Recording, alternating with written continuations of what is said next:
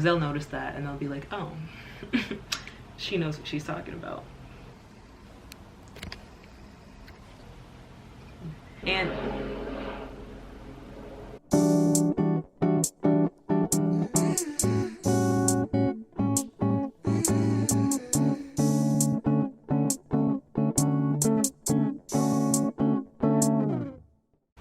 hey you guys, so it's Faith here, and today I thought I'd make a sit-down video talking more so about nursing and new grad tips, and more specifically how to do well on a new grad interview, or at least from experience of things that worked for me, because like we all know I'm not an expert. But I have my iPad here with like notes of points I want to hit, and I thought for this video I'd just hit 5 main points and then talk a little bit about my interview experience and what worked for me. But I guess to start off, I graduated this year in May, and I started my new job a little over a month ago, like 6 weeks ago, and I'm currently a resident in an ICU. For me personally, I knew that like the specialty I wanted to go into as a new grad was critical care, so I only applied to critical care positions, and I think I had 6 interviews. I'm originally like from Massachusetts, like Boston, and I applied to a couple places in the city, and I'm still here in Massachusetts, and I also applied to hospitals in New York, Florida, Texas, and where else? Atlanta, because I knew like possibly if I wanted to move and change and Seattle, but I knew that if I wanted to change the scenery, those were places I was actually interested in moving to. I did want to apply to places in California, but I was having a hard time like finding new grad opportunities for like out-of-state new grads, so I didn't. I had about 6 new grad interviews, I think, and I got 5 out of 6. No, I got all 6 offers, but one of the hospitals I applied to in New York never even like reached out to me for an interview, but all the other places I like interviewed for and everything. Nonetheless, let's get into this video, and I don't know, let me know if you guys like this kind of video, if you want to see more like nursing things or like sit down talking videos, because I feel like I have a lot of ideas just nursing wise that I want to do, but it's just so much that I like just don't even know where to start. So let me know. Let's get into it. Tip number 1, whatever institution you're applying for, research things to kind of highlight about them in the interview. So like highlights such as like awards they've won, are they magnet, things like that. And also I'd say something to tie back into it is saying how that specific award, what that shows you, and how you can like apply it in your experience or in your career, or what you want to get out of it. I know for me, when I was applying to a few of the hospitals, one of the hospitals was very like certified, like really acclaimed for like cardiac critical care, and so I really pinpointed that as a learning point, and I talked about how I could see myself thriving in that, and I want to take advantage of all the opportunity and knowledge that's like circulating, given that they've won such a prestigious award in critical care, specifically for like cardiac. And so definitely like know your institution, know awards and how they pertain to you. Also know their slogan and throw it in there. I feel like every institution has like a sentence or something that like applies to them, so know that, and even tie it into like your resume, honestly, and like your paperwork that you're submitting, because they'll notice that and they'll be like, oh, she knows what she's talking about. Okay. But tip number 2.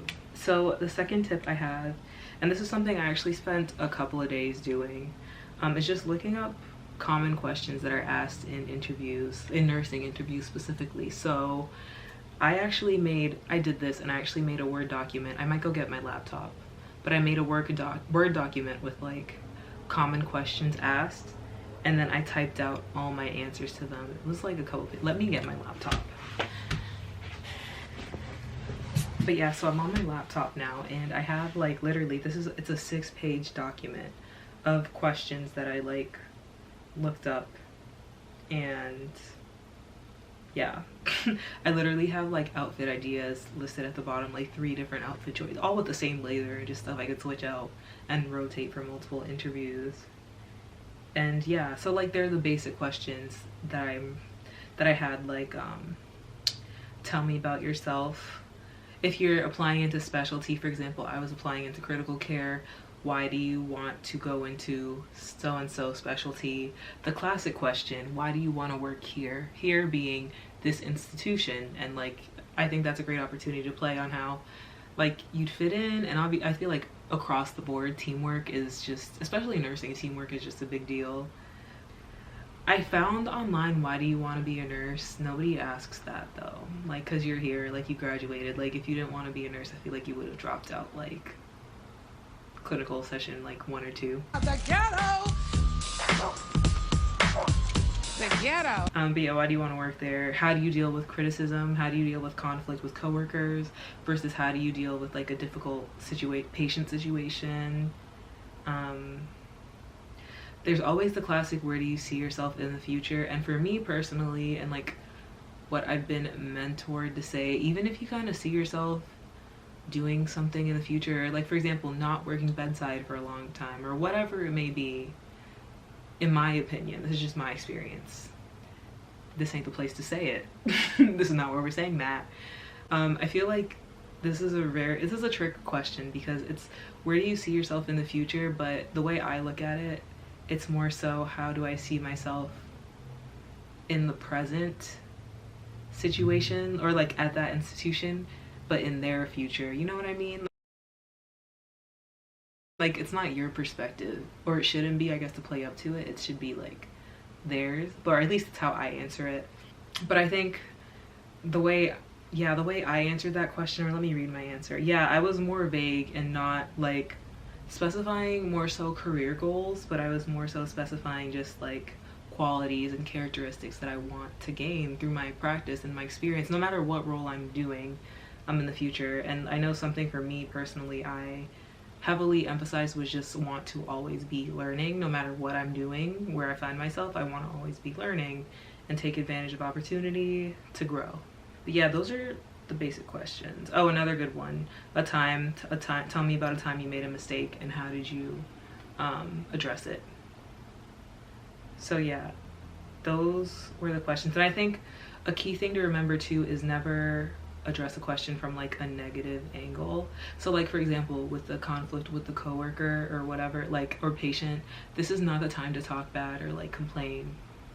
It's nice to really quickly lay out the situation, I think, and then more so spend more time focusing on how you grew as a person, or what, even if it wasn't a positive outcome, what you learned from that and what you would do differently in the future. So like always twist it and kind of end on a positive note. But yeah, those are just some questions. Those are just some questions that I had written down in my like interview. And the key thing is like writing these questions, but also practicing. So like practicing saying them out loud, especially if you have an in-person interview, just talking them over and over. And if memorizing them word for word works for you, do that. I know that doesn't work for me, but the more I like, it's like telling a story, the more I talk about it, I kind of like get all the points that I want to hit, or the most important points anyways. Number three. I kind of talked about number 3 in the last section, but I guess this is like important regardless, especially for, again, my specialty people. I think me working critical care, wanting to be in critical care, this was a very big talking point. But again, like really thinking and processing, like, why do you want to be here? Why do you want to be in this specialty? What's it going to do for you? I think that's an important point to be like self-aware of as a person, but also be able to kind of like communicate well, because it could very easily come off as, oh, I need to do this to like check off another box and like go to this school or like do whatever. It can really easily come off as that, and that's not what you want, because no matter where you see yourself in the future, like you're still gonna have to be an amazing nurse and provide quality care and care about the here and now and the patients you're taking care of. So I think it's very important to like self-reflect and process why you want to be wherever that specialty is or on that unit, but also being able to communicate it very well and like in a meaningful way. Okay, tip number 4. I think I'm on number 4. Anyways, tip number 4, follow up with a thank you. So after every single interview, I literally had the same draft email, and I would just tweak it. If you're gonna do this, make sure you change the institution name and you're actually like addressing the correct person in the salutation, because that could mess you up. Like that could be a problem right then and there, especially if they're like between 2 people. So like be careful. But either way, whether you have a draft or you're writing up a new one every time, kind of saying a thank you. And